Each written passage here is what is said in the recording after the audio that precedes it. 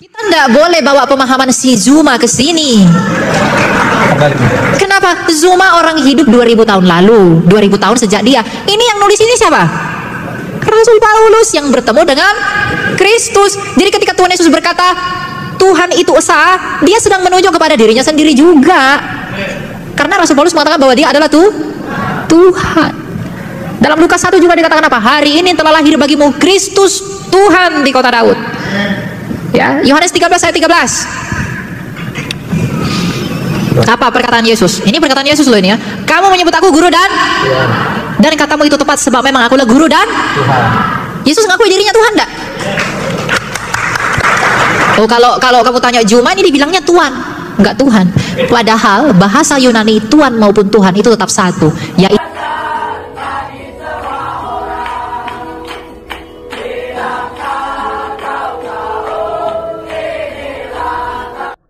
waktu ya untuk penanya 5 penanya yang pertama. Baik Pak, terima kasih atas kesempatannya. Perkenalkan, nama saya Polmer Martua Simarmata. Tadi Kak Elia Miron sudah menjelaskan bahwa iblis berpikir bahwa dia sudah menang ketika Yesus mati. Dan pertanyaan saya adalah, apa yang dikerjakan Yesus pada saat ada dalam kematian itu? Terima kasih. Baik, terima kasih Pak. Silakan untuk Bapak yang baju merah di sebelah kiri saya, sayap kiri. Terima kasih buat kesempatannya. Saya Jeskel Stohang dari Gereja Tuhan di Indonesia, GTDI. Saya mau tanyakan kepada Kak Elia, ini menjadi ayat yang sering dipakai, bahkan Juma pun sering memakai ayat ini. Jelas Kak Elia tahu siapa Juma kan? Markus 12 ayat 29. Jawab Yesus, hukum yang terutama ialah, dengarlah hai orang Israel, Tuhan Allah kita, Tuhan itu Esa. Pertanyaannya, bagaimana konsep ayat ini dijelaskan sesuai dengan penjabaran kakak tadi, sehingga ini banyak nih anak-anak sekolah yang datang, mereka punya kekuatan Yesus adalah Tuhan, bukan Yesus menyembah Tuhan. Terima kasih. Terima kasih Pak. Yang kedua tadi ada di sebelah sini ya. Yang ketiga, maaf, penanya yang ketiga Bapak yang di belakang kameramen. Oke. Terima kasih. Perkenalkan dulu, nama saya Hotmana Surungan Tangpululun. Saya termasuk yang mengagumi Abang Elia Maron ini. Sebelumnya saya punya 4 tokoh ya politik yang saya sering saya tekuni informasinya, termasuk Bambang Nursena, Pendeta Esther Soru, dan Andre Tunggal, dan juga yang terbaru Elia Maron ini. Nah, pertanyaan saya ada sedikit yang menggelitik sampai sekarang, bahkan saya sudah berkali-kali menonton dari YouTube, dari TikTok, bahkan dari Instagram kalau ada, itu ada yang menggelitik di hati saya. Selama ini umat sebelah itu mengatakan Tuhan kita 3, tapi saya mendapatkan itu, saya lupa dari hadis atau di Quran yang mengatakan, Allah itu mengatakan gini, apakah benar kalian meninggalkan Allah, Isa, dan Maryam? Bahkan kalau saya baca-baca, sebenarnya dari awal itu kekristenan itu tidak ada membawa nama kata Maryam. Kita selalu membawa Roh Kudus di pribadi ketiga dari Tuhan. Apakah agama sebelah ini sebenarnya salah paham atau salah tembak atau keliru tentang apa dasar dari iman Kristen kita dari awal? Karena mereka lupa saya sebutkan tadi hadis atau di Quran yang mengatakan kalau Tuhan kita ini 3, tiganya itu Allah, Isa, dan Maryam. Sedangkan kita dari awal tidak pernah ada membahas kata Maryam. Itu aja pertanyaan saya rasa cukup. Terima kasih. Terima kasih Pak. Baik, 2 Bapak yang di sebelah sana, kanan saya.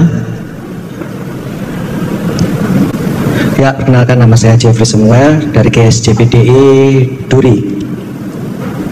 Ya, yang saya pertanyakan, karena tadi sempat dibilang oleh saudara Elia bahwa Yesus tidak diciptakan, ya. Tapi bagaimana dengan satu kalimat di dalam Wahyu pasal 3 ayat 14, karena di situ mengatakan, dan tuliskanlah kepada malaikat jemaat di Laodikia, inilah firman dari Amin, saksi yang setia dan benar, permulaan dari ciptaan Allah. Dan juga di dalam Amsal pasal 8 di ayat 22 mengatakan juga bahwa Tuhan menciptakan aku sebagai permulaan pekerjaannya, dan hampir sama dengan terjemahan lama itu mengatakan Tuhan menciptakan aku sebagai permulaan pekerjaannya. Jadi mohon untuk ditanggapi. Terima kasih. Terima kasih Pak. Satu lagi penanya tadi baru 4 yang di sebelah. Shalom. Shalom. Udah ngantuk? Terima kasih. Nama saya Hendra Saragi, saya dari gereja GBI ICC. Mas Elion, yang saya mau tanyakan adalah, Mas Elion setuju nggak kalau di dalam Alkitab itu Yesus Kristus diganti sama Yahweh? Lalu saya lihat kan memang dengar gitu banyak ini bahwa Yesus Kristus itu berasal dari bahasa Yunani gitu. Jadi ya ini mohon penerangan lah ya. Artinya kita ini kan tinggal di Indonesia ya kan, kalau Yeshua HaMashiach kan awal itunya kan, atau Yahweh itu kan dari Israel atau Ibrani gitu. Kira-kira gimana menurut Mas Elion? Terima kasih, Tuhan Yesus memberkati.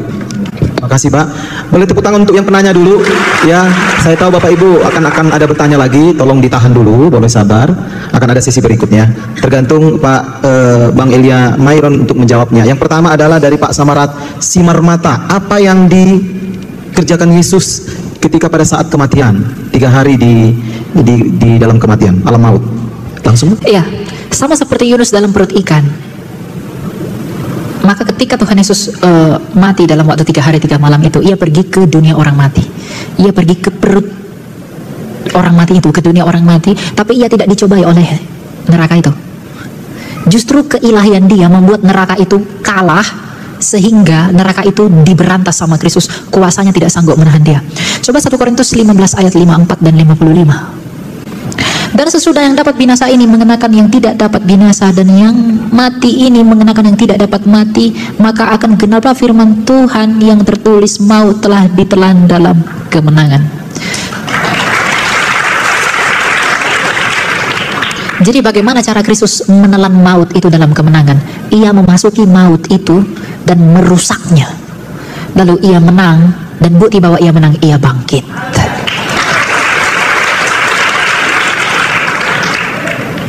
Jadi yang Tuhan Yesus lakukan ke sana mengalahkan kematian itu. Tapi lebih daripada itu, ia pergi ke sana memproklamirkan kemenangannya. 1 Petrus 3 ayat 19.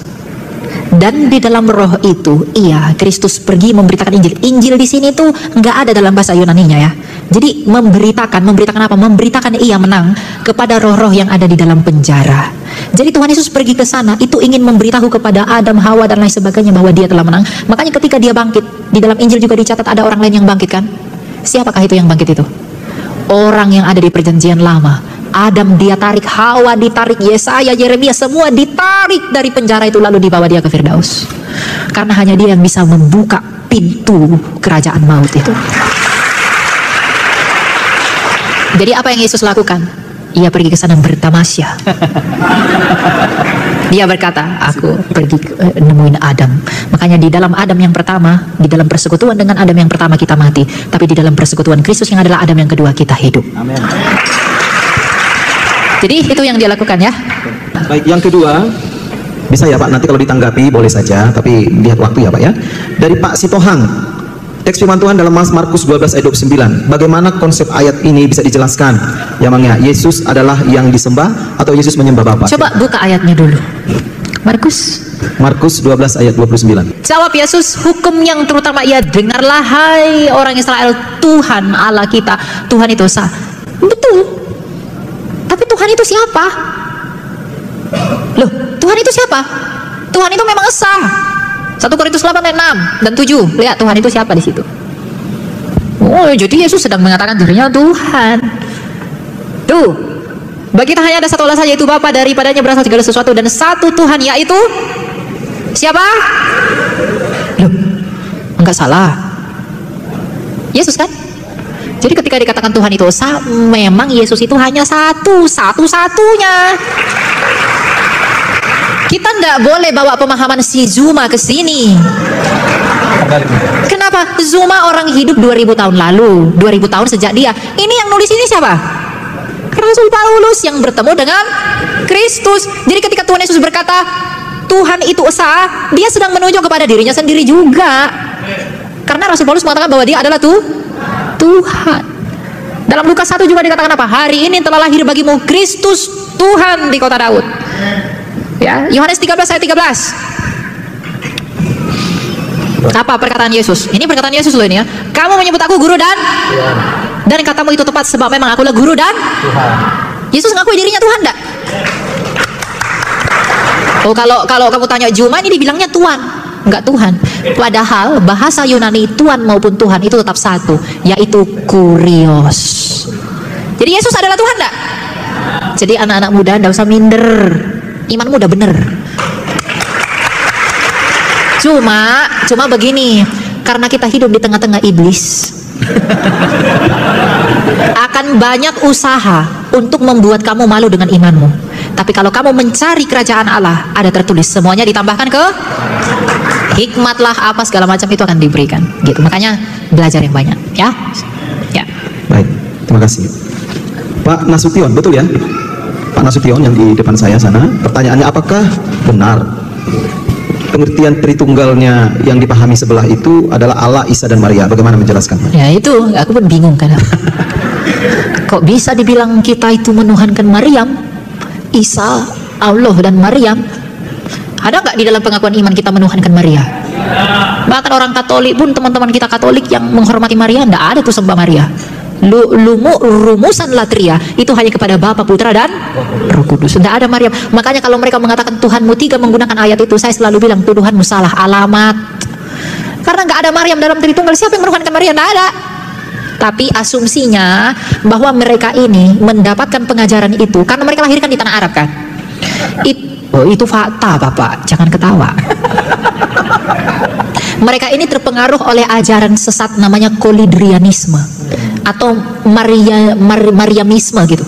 Nah, kolidrianisme ini menganggap Maria itu Tuhan. Jadi mungkin mereka mendengar-dengar bahwa orang Kristen itu kolidrianisme itu menuhankan Maria, sehingga mereka pukul rata tuh semua Kristen menuhankan Maria. Padahal mereka sedang mendengar bidat, bukan mendengarkan Kristen yang benar. Pengakuan iman Nikea Konstantinopel 325, di dalam rumusan iman aku percaya kepada satu Allah Sang Bapa, firman Allah yang diperanakan dari Sang Bapa, Roh Kudus Tuhan Sang Pemberi Hidup. Nggak ada Maria di dalam.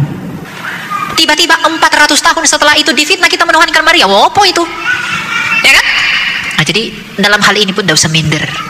Kita udah punya datanya kok, ya? Gitu. Baik.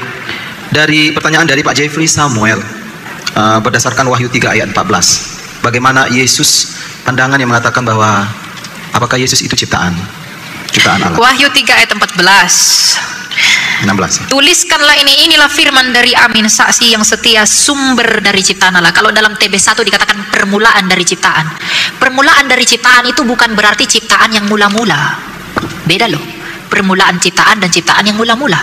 Permulaan ciptaan artinya dialah yang memulai ciptaan itu. Di Amsal 8 mengenai hikmat, di sana dalam bahasa Ibrani adalah hokmah. Kalau kita lihat kata menciptakan di sana itu dari kata kanani. Kanani itu artinya tidak selalu menciptakan, tapi memiliki. Nanti Anda cek di literatur Ibrani. Jadi Allah kanani itu bukan menciptakan, tetapi memiliki aku. Jadi hikmat itu bukan diciptakan. Kalau Allah itu menciptakan hikmat, lalu dengan apa ia menciptakan hikmat itu? Bukankah kita diciptakan oleh hikmatnya sendiri? Kalau hikmat itu ciptaan, oleh apa ia mencipta hikmat? Ya, jadi dalam naskah itu kurang tepat. Kalau diterjemahkan kanani itu mencipta, itu memiliki aku. Dan permulaan dari ciptaan itu bukan berarti ciptaan yang mula. Kalau dia memang ciptaan, ya ada orang berpolemik, oh dia tetap ciptaan, oh dia tidak apa-apa. Misalnya ini digunakan saksi Jehovah ini ayat ini. Kalau mereka bilang, oh dia tetap ciptaan, kalau memang dia itu ciptaan, lalu bagaimana dengan Yohanes 1 ayat 1? Pada mulanya adalah firman-firman itu bersama-sama dengan Allah. Kalau dia ciptaan, mungkin nggak dia bersama-sama dengan Allah? Mungkin nggak kalau dia ciptaan bersama-sama dengan Allah? Loh, jangan bilang gitu, nanti saksi Jehovah marah. Kanani di sana dipahami sebagai memiliki, bukan menciptakan. Karena gini Pak, menafsir Alkitab itu hermeneutika itu harus holistik. Nggak boleh ambil satu. Kita harus tafsirkan seluruhnya. Gitu, ya. Jadi Kristus bukan ciptaan, tetapi sumber dari ciptaan. Ya. Baik, terima kasih. Satu penanya lagi untuk Bapak Saragi, dari Bapak Saragi ya.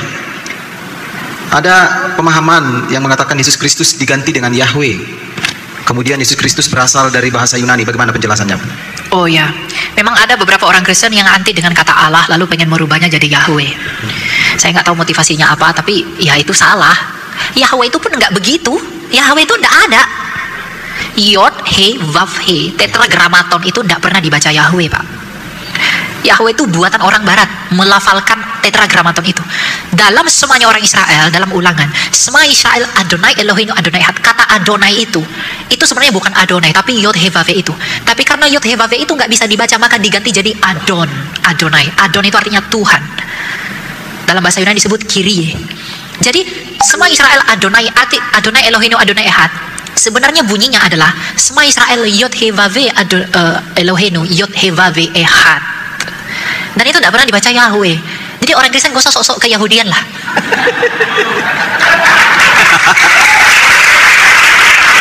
Loh, barang siapa yang di dalam Kristus yang adalah tunas Daud, dia adalah keturunan Abraham. Dia adalah Israel itu. Jadi jangan, aduh saya pengen jadi kelihatan Israel, ngapain? Kamu Batak lah.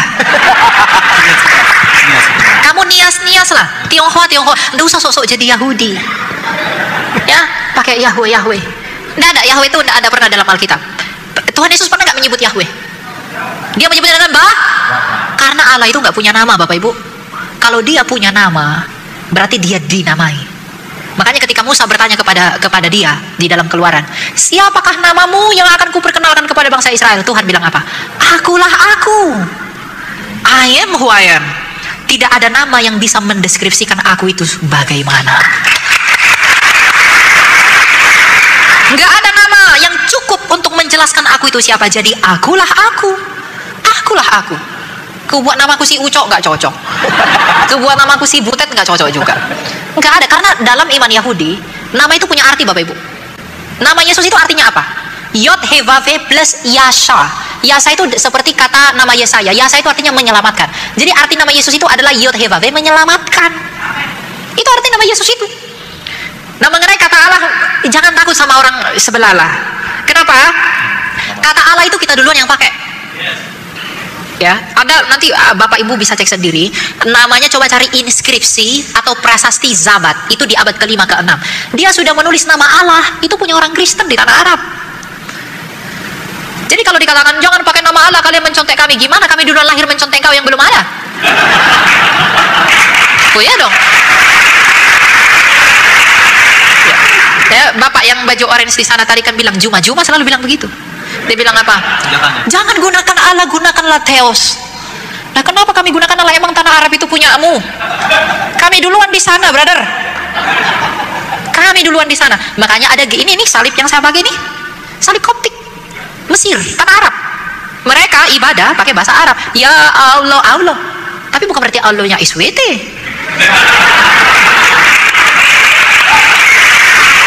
Allah kita adalah Sang Bapa yang Maha Kuasa bersama dengan firman-Nya Yesus Kristus dan Rohnya yang bukan Allah mereka. Kita menghargai lah Allah mereka punya Allah, ya silakan lah.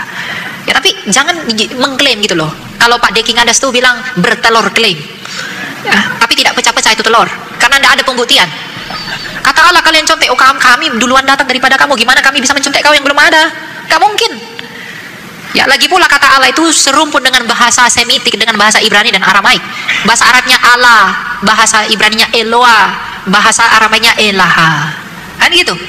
Nama Yunani, kenapa nama Yesus nama Yunani? Ya enggak apa-apa. Karena waktu itu bahasa Yunani itu bahasa internasional. Sama seperti sekarang bahasa Inggris. Nama Yunani Yesus itu Iesou, ditambah sufiks S untuk menandakan dia maskulin. Jadi Yesus dalam bahasa Indonesia diserap jadi Yesus. Tidak ada salah dengan itu. Jadi mau gunakan bahasa Arab, bahasa Batak ya, bahasa Nias, bahasa Jawa apapun, tidak apa-apa. Yang penting pribadinya yang ada dalam Galatia 1:8 bilang jangan Yesus yang lain. Seperti misalnya Yesus yang nggak disalib itu Yesus lain itu. Kita tidak percaya Yesus diserupakan kan? Nah, kalau ada bilang Yesus serupakan ya itu Yesus lain, bukan Yesus kita. Ya, jadi itu tidak masalah. Mau pakai Yunani, kayak Ibrani, kayak Aramai, apa, tidak apa-apa. Itu bahasa Latin. Bahkan Santo Hieronymus itu menerjemahkan Alkitab ke dalam Vulgata bahasa Latin. Beda pelafalannya dengan Yunani. Tapi apakah masalah bagi teman-teman Katolik yang ritus Latin? Kan tidak juga. Sampai sekarang mereka bertahan 2000 tahun. Nah, gitulah. Ya. Jadi jangan mau dimakan klaim-klaim sebelah. Ya. Ya. Kita beri. Oke, baik. Saya tahu ada beberapa penanya lagi, Bapak Ibu. Kalau yang sudah bertanya, kita berikan aturan. Yang sudah bertanya, mohon maaf, jangan bertanya lagi ya. Baik, supaya Bapak Ibu yang lain yang belum bertanya bisa bergiliran. Saya Pendeta Bungaran Marbun dari Batak ya. Saya dari gereja CMC. Jadi saya ingin Pak Elia Miron boleh menjelaskan apa kaitannya ayat-ayat ini Pak? Itu aja Pak. Kemudian Pak Elia Miron dari STT mana kira-kira begitu Pak? Ya, ayat-ayat yang perlu saya itu Pak ya, saya minta penjelasan dari Pak Elia Miron. Keluaran 20 ayat 3, kemudian Ulangan 6 ayat 14, kemudian Ulangan 10 ayat 17, baru Joshua pasal 24 ayat 15, dan Keluaran pasal 12 ayat 12-nya. Jadi orang kadang-kadang nggak bisa memisahkan ini. Begitu Pak Elia Miron. Terima kasih. Ya, makasih ya Mang. Masih ada lagi ayatnya Mang?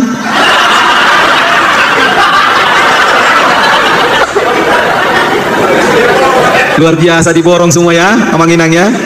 Oke, baik. Yang terakhir tadi Keluaran 12 ayat 12 Amang ya. Ya, oke. Kemudian Yesaya 4 ayat 15, betul?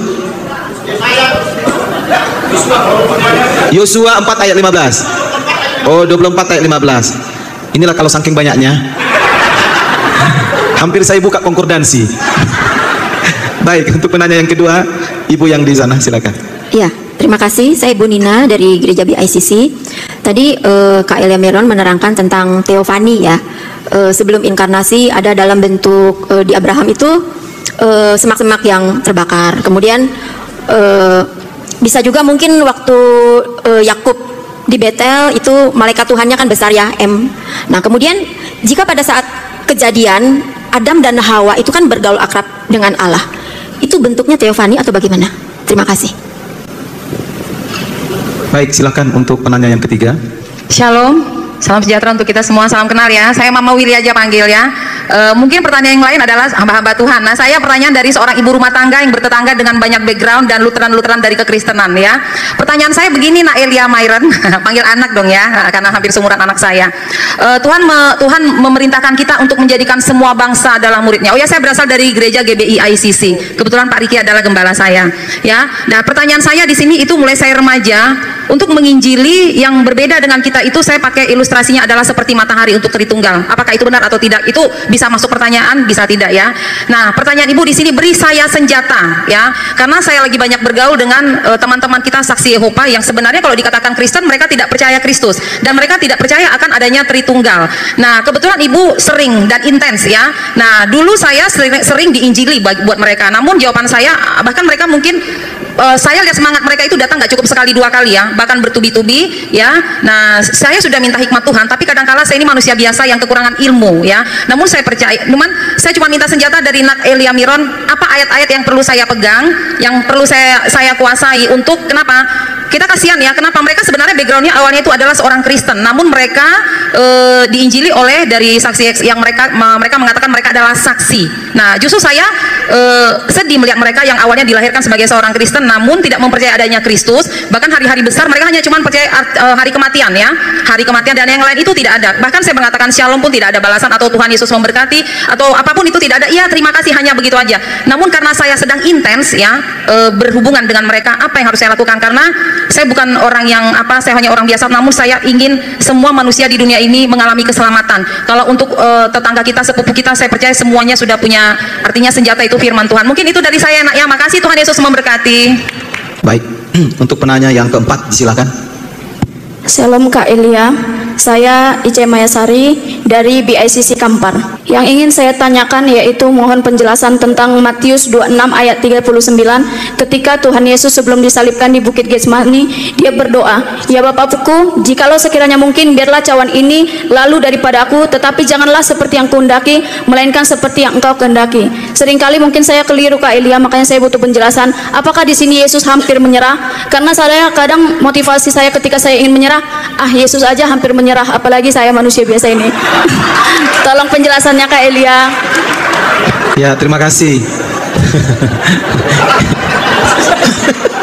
Baik, nanti Ade Elia Myron akan menjelaskan tentang penyerahanmu, Ibu. Ya, silakan Bapak yang di sebelah sana. Sepertinya saya kenal. Silakan. Puji nama Tuhan. Terima kasih buat kesempatan yang diberikan. Saya mendengar begitu banyak. Pak, nama, marga. Nama saya James dari Gereja BES Pekanbaru. Saya mendengar begitu banyak pengajaran-pengajaran yang masuk di kota Pekanbaru ini khususnya, yaitu ada hamba Tuhan ataupun kelompok yang mengajarkan konsep tentang Dwi Tunggal. menurut Bro Elia, apakah konsep ini bisa menyesatkan umat-umat percaya? Apakah konsep ini menurut Bro Elia sah saja atau diperbolehkan? Berikan penjelasannya, Bro. Ya, terima baik. kasih. Kita tepuk tangan untuk semua penanya. Jadi sudah 10 penanya, artinya sudah 10 calon-calon apologet Kristen di Pekanbaru ini ya. Itu kan yang kita tujukan kan itu ya, untuk menjawab, mempertanggungjawabkan iman kita kan. Ya, baik. Pertanyaan yang pertama dari Pak Marbun dalam Keluaran 20 ayat 3, Ulangan 14, Ulangan 10 ayat 17, Yesaya 24 ayat 5, Keluaran 12 ayat 12. Ini jadinya eksposisi ya. Iya. Iya. Berapa tadi? 1 2 3 4 5 6. Oh ya. Oh, poinnya di situ. Iya. Oh. Gitu dong, Pak. Iya. Ya. Apakah Allah kita sama dengan Allah sebelah? Sama atau enggak? Oh, tidak. Tidak sama. Karena gini, ada banyak ilah-ilah di dunia ini, tapi Allah yang benar itu hanya Allahnya Abraham, Ishak dan Yakub. Ya, makanya ya mungkin Anda tahu ada seorang hamba Tuhan yang bilang Allah itu semua sama saja, yang saya bantah di YouTube. Ya, itu saya bantah, Allah itu tidak perlu sebut nama, Pak, ya. Allah itu tidak semua sama. Allah itu banyak. Ketika Allah itu memang banyak dibuat ilah, sesembahan orang-orang banyak, tapi Allah yang benar itu hanya satu. Ketika Tuhan Yesus berdiri di Kaisarea Filipi dan bertanya kepada Petrus, menurutmu siapakah aku ini? Apa kata Petrus? Engkau adalah Mesias, Anak Allah yang hidup. Dia ngomong begitu di hadapan, kenapa tempatnya di Kaisarea Filipi? Kaisarea Filipi itu tempatnya dewa-dewa orang Yunani. Ada dewa Hermes, ada dewa Pan, ada dewa apa segala macam. Nah, Tuhan Yesus di hadapan para dewa-dewa itu bilang kepada Petrus, menurutmu Petrus siapakah aku ini? Petrus oleh hikmat dari Roh Kudus mengatakan, engkau adalah Mesias, Anak Allah yang hidup. Artinya apa? Yesus sedang membedakan dirinya dengan dewa-dewa yang lain. Aku tidak seperti dia. Itu batu. Apa yang bisa dilakukan batu itu? Apa yang bisa dilakukan dewa-dewa? Di mana mereka semua? Tuhan Yesus berkata, mereka tidak berkuasa. Akulah yang berkuasa, yang membuktikan bahwa akulah Allah itu. Gitu. Jadi dari ayat-ayat ini, ya saya tidak baca sepenuhnya ya Pak. Tapi dari ayat-ayat ini kalau memang tujuannya bertanya adalah apakah Allah kita sama dengan Allah teman-teman yang lain, tentu enggak. Kalau itu sama, ngapain Yesus suruh pergi menginjili orang? Iya enggak? Ngapain? Kalau itu sama, ngapain kita suruh injili orang? Ngapain kita? Kelihatan orang Bataknya Pak. Ya, jadi Allah kita dengan Allah mereka tidak pernah sama. Karena Allah kita adalah Allah yang menyelamatkan, yang membuktikan keselamatan itu melalui pengorbanan di atas kayu salib. Kalau Allah yang lain menyerupakan, tujuannya saya nggak mengerti. Diserupakan lalu orang tertipu, lalu apakah mungkin? Ya, saya tidak tahu lah ya. Jadi tujuannya memang untuk mati. Jadi kalau dia tidak mati itu tidak mendatangkan apa-apa. Karena Tuhan Yesus harus mati untuk menanggung kematian kita. Bahwa Yesus tidak tersalib adalah ungkapan rasa malunya setan. Setan berpikir dia bisa mengalahkan Yesus melalui salib, tapi melalui salib yang sama Yesuslah yang mengalahkan mereka. Karena mereka malu bahwa mereka kalah, maka difitnahlah Yesus tidak tersalib. Jadi jangan percaya kepada Yesus yang tidak tersalib. Itu tak mendatangkan apa-apa. Ya? Ya. Yang kedua apa? Oh, STT. Pertanyaan yang tertinggal. Kayak mana kalau dijawab nanti pas perkenalan pribadi aja dengan Amang? Oh, biar semua tahu ya. Saya enggak sekolah STT. Saya sekolah STT, sekolah tiba-tiba. Jadi saya enggak gelar STT karena saya masih 21 tahun. Saya masih kuliah saat ini, bukan di jurusan teologi. Saya di jurusan sekuler. Saya mengambil ilmu bisnis dan hukum gitu. Jadi bukan teologi. Ya. Cek. Baik, pertanyaan yang kedua dari Ibu Nina. Apakah peristiwa tentang Adam dan Hawa yang dituliskan dalam Alkitab yang hidup bergaul dengan Allah itu berbicara tentang teofani atau bagaimana? Ya, itu teofani. Kenapa dia berteofani? Karena Allah itu nggak bisa dilihat. Tuhan Yesus berkata apa? Kamu tidak pernah melihat wajahnya. Jadi Allah itu nggak punya wajah. Dia itu nggak seperti apapun. Nggak seperti apapun yang pernah kamu bayangkan. Jadi dia datang ke dunia ini, bahkan di Adam dan Hawa katanya berjalan-jalanlah Allah. Lalu Allah punya kaki begitu? Tidak kan? Itu adalah ungkapan yang disebut dengan saya lupa apa, mempersonifikasi. Jadi Allah itu seakan-akan dibuat seperti orang. Itu ungkapan simbol-simbol untuk mengumpamakan Allah itu seperti kita juga. Tapi dia itu tidak seperti apa-apa. Tapi satu hal yang pasti, Alkitab berkata bahwa Allah itu adalah terang. Jadi ketika bertemu dengan Adam, dilihat seperti manusia apa? Ya itu dia berteofani. Ya, kenapa dia berteofani? Padahal waktu itu belum ada dosa. Teofani itu bukan karena ada dosa. Teofani itu penyataan Allah itu. Bahkan ketika dunia ini sudah berdosa pun, dia tidak hanya berteofani, namun lebih jauh berinkarnasi. Gitu, ya. Jadi itu adalah penampakan Allah, teofani. Ya. Ya, baik. Sudah jelas. Pertanyaan yang berikutnya dari Ibu Uli berkaitan dengan amanat agung ya, menjadikan semua bangsa murid. Bagaimana dengan ketika dalam penginjilan atau dalam bersaksi menggunakan istilah matahari itu adalah Tritunggal. Begitu ya Bu ya. Yang kedua, ayat-ayat mana yang harus saya pegang dalam menghadapi saudara-saudara saya yang ada di sekitar saya itu yang menganut paham saksi Yehova. Silakan. Iya, apakah analogi matahari boleh digunakan? Bisa. Tapi Bapak Ibu, tidak ada analogi yang sempurna menjelaskan Tritunggal itu. Karena analogi itu hanya menjelaskan sebagian dari aspek yang dianalogikan, tidak mencakup keseluruhan. Saya lebih suka menggunakan tubuh tadi, tubuh firman dan roh. Kalau ada pakai matahari juga tidak apa-apa. Tapi maksud yang ditekankan dari analogi itu apa dulu? Ya, jadi bisa nggak dengan analogi matahari? Boleh-boleh aja. Allah itu tiga realita konkret, tiga hipostasis di dalam satu ousia, di dalam satu hakikat. Ya, jadi firman itu realita, Bapa itu realita, roh itu pun realita, tapi hanya satu hakikatnya, yaitu Allah. Mungkin matahari hanya satu matahari, tapi ada tiga realitanya. Ada panas, ada cahaya, ada gas. Tapi tetap satu matahari. Tanpa panas, tanpa gas, apakah dia matahari? Tidak. Nah, apakah boleh digunakan demikian? Boleh. Bahkan kalau menjelaskan peranakan kekal, eternal generation dari sang putra, peranakan kekal putra dari sang Bapa, itu lebih bagus menggunakan analogi matahari. Karena ketika matahari itu ada, pada saat yang sama dia memancarkan sinarnya. Nah, ketika Allah itu sama, pada saat yang sama dia sejak kekal memperanakan putranya di dalam relasi itu. Jadi itu bagus, nggak apa-apa. Nah, bagaimana kita menjelaskan kepada saksi Jehovah? Saksi Jehovah itu punya kitab sucinya sendiri. Jadi mereka tuh suka-suka hatinya ngubah-ngubah kitab. Misalnya Yohanes 1 ayat 1, pada mulanya adalah firman, firman itu bersama-sama dengan Allah, firman itu adalah Allah. Mereka ubah itu. Pada mulanya adalah firman, firman itu bersama-sama dengan Allah, dan firman itu suatu Allah. Diubah-ubah sama mereka. Jadi memang saksi Jehovah ini ajaran mereka, induk mereka itu namanya ajaran unitarian. Jadi yang mengatakan bahwa Allah itu ya Yahweh itu, tapi dia tidak mengerti bahwa Yesus itu juga adalah Yahweh, Yod-Heh-Vav tadi. Roh Kudus juga Yod-Heh-Vav, Bapa itu juga Yod-Heh-Vav. Karena Yod-Heh-Vav di sana merujuk kepada Allah itu, dan Allah itu siapa? Bapa, Putra, dan Roh Kudus. Jadi bagaimana caranya saya menginjili orang saksi Jehovah? Kita tunjukkan saja bahwa ajaran saksi Jehovah itu sudah lama dikutuk oleh para pendahulu kita, bahwa itu ajarannya nggak benar.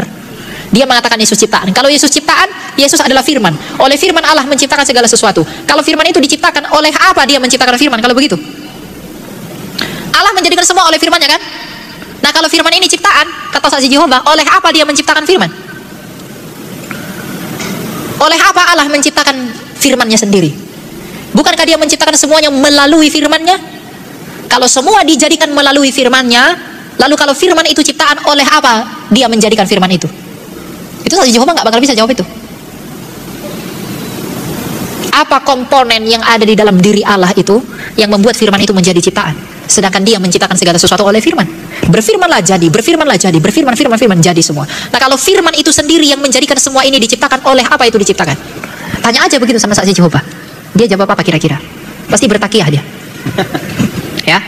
Jadi ya, ajaran saksi Jehovah mengatakan bahwa Yesus itu ciptaan itu tidak benar. Itu harus dilawan itu. Mereka juga percaya bahwa yang masuk surga itu 144.000 orang. Seperti yang di Wahyu. Waduh, kalau begitu tidak ada orang masuk surga. Dari dulu-dulu sampai sekarang miliaran orang. Makanya mereka gencar sekali menginjili orang untuk berupaya tuh dapatin slot. Karena mereka menafsirkannya secara harfiah. 144.000 orang masuk surga, ya lebih banyak binasa dong. Ya, itu ya. Ya. Baik, terima kasih. Penanya yang berikutnya dari Bu Ice. Dalam Matius 26 ayat 36 itu di situ salah satu ada apa namanya itu Yesus ketika disalib ya, ketika disalib. Apakah perkataan Yesus di kayu salib itu salah satunya itu bercirikan atau mengidentifikasi bahwa dirinya hampir menyesal jadi disalib? Waduh, ajaran baru ini nih. Menyerah, iya, hampir menyerah tadi Ibu bilang. Jadi berbeda kita di sini. Hampir menyerah, ini ku catat ini loh, hampir menyerah. Apakah saya juga boleh hampir menyerah? Oke. Ini jadi pembenaran ya. Coba buka ayatnya. Di doanya Getsemani sebelum dia tersalib kan? Ya. Coba buka ayatnya tadi berapa Pak? Matius 26. Matius 26 ayat 36. Nah, kalau kita belajar lebih jauh, ini adalah pengkomunikasian kehendaknya dalam dua kodratnya itu. Dia punya kodrat ilahi, tapi dia juga punya kodrat insani. Makanya dalam Ibrani dikatakan imam besar kita adalah imam besar yang juga turut merasakan kelemahan-kelemahan kita. Nah, jadi coba ayatnya dibuka tadi mana? Matius berapa? 39. Oke. 39. Itu. Maka ia maju sedikit lalu sujud berdoa, katanya, "Ya Bapakku, jikalau sekiranya mungkin." Nah, ketika ia berkata jikalau sekiranya mungkin, itu adalah kodrat kemanusiaannya. Kodrat kemanusiaannya, sekiranya mungkin, biarlah cawan ini berlalu daripadaku. Jadi memang dia benar-benar manusia seperti kita. Siapa di sini yang nggak takut disalib? Takut nggak kalian disalib? Nah, kodratnya sebagai manusia itu, dia mengkomunikasikan kodratnya sebagai manusia itu, jikalau sekiranya mungkin, biarlah cawan ini berlalu daripadaku. Itu kemanusiaannya itu. Tetapi janganlah seperti yang ku kehendaki dalam kodratnya itu, melainkan seperti yang engkau kehendaki.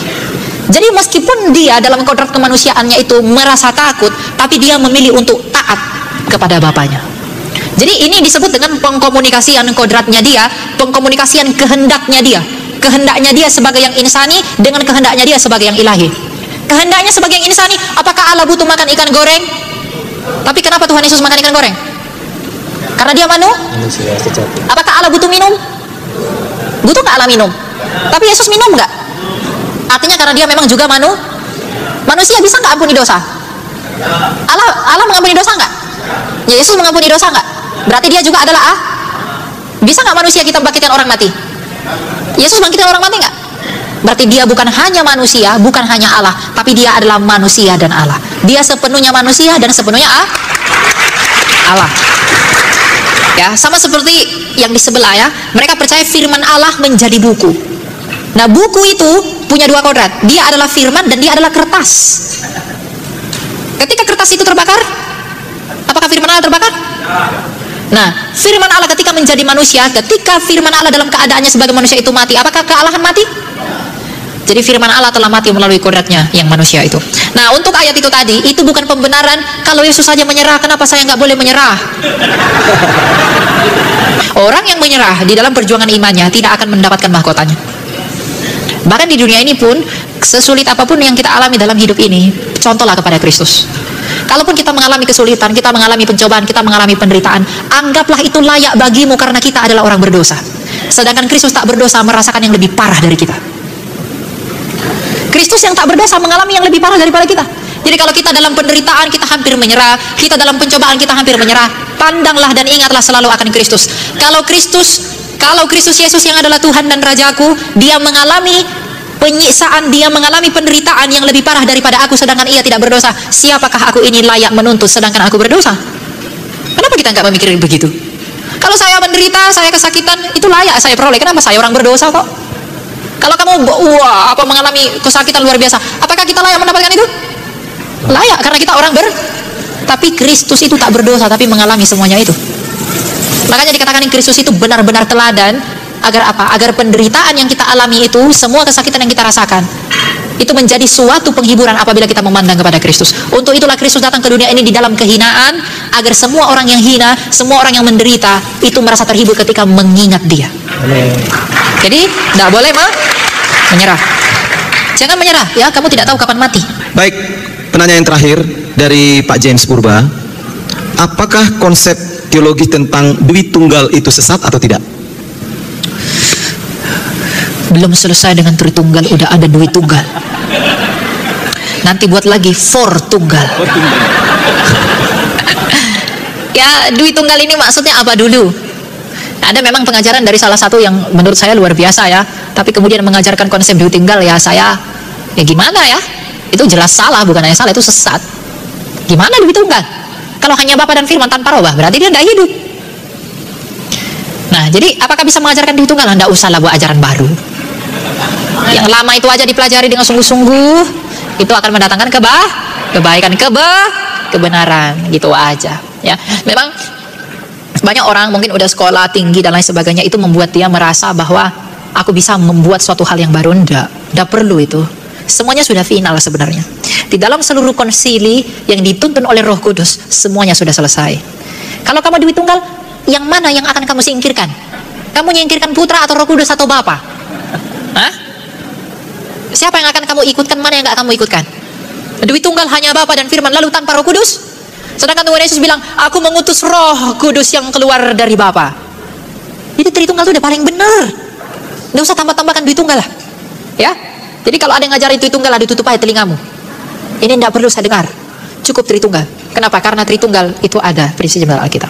Makanya tadi saya tanya, Dwi Tunggalnya dalam hal apa dulu? Dwi Tunggal apakah dalam penjelasan bagaimana Allah yang esa itu, atau dalam makna-makna lain? Saya pun tidak tahu. Dalam hal ini saya tidak menilai itu secara keseluruhan. Tapi kalau itu digunakan untuk menjelaskan kebagaimanaan Allah, ya konsekuensinya ada yang kamu buang. Masalahnya siapa yang akan kamu buang? Roh Kudus kah? Putra kah? Atau Bapa?